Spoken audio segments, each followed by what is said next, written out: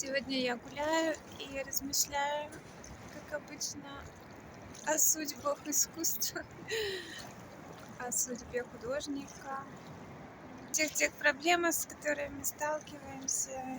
И я думаю сейчас, что очень важно самим начать относиться к себе более бережно, более серьезно.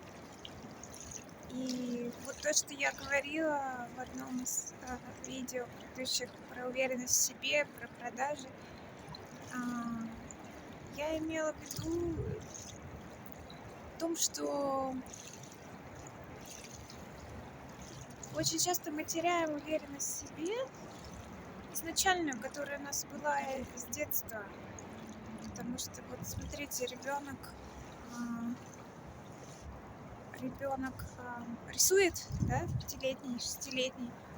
Он разве сомневается в себе? Он разве думает там, ой-ой, какую же мне линию положить? А прав ли я? А достойно ли это изображение? Нет, он смело, да, рисует. Если он хочет, он рисует. Потом он выбрасывает и вообще забывает. Он относится к этому легко, спокойно и уверенно. Потом, когда мы идем в художественные школы, так часто бывает, да, что иногда нашу уверенность в себе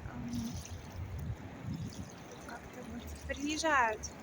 Да, преподаватели считают, что из лучших, наверное, побуждений, и они думают, что так они помогут.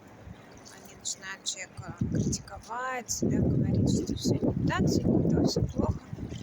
И ты вроде бы должен замотивироваться от этого и сказать, нет, я смогу, я сделаю. Но это такой спортивный подход, он в искусстве, как правило, не работает. Где работать с такими людьми, которые достаточно, ну не то чтобы толстокожие, просто более, наверное, изначально менее чувствительные, чем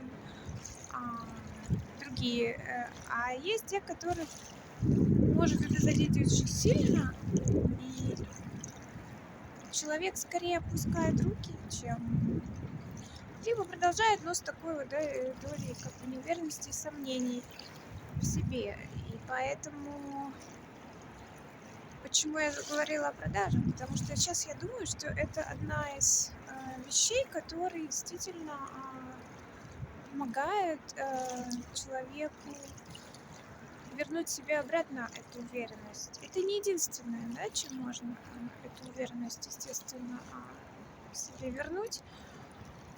Я просто по себе наблюдаю, и как там тоже кто-то мне написал, что вот есть там страх, есть риск, что потеряешь там свое творчество. Нет, не потеряешь, потому что лично по себе могу сказать, что я большую часть жизни я именно работаю и создаю вне зависимости от того, удастся это или нет. И в основном я только недавно, в общем-то, мне стало это интересно. Наверное, только где-то вообще последние года 2. Чего я начала? То, что важно, что я хотела еще сказать, что, конечно, в первую очередь нужно научиться просто, да, ценить себя, и тогда начинаешь ценить и свое творчество, как свою часть себя. И от этого, конечно, все начинается.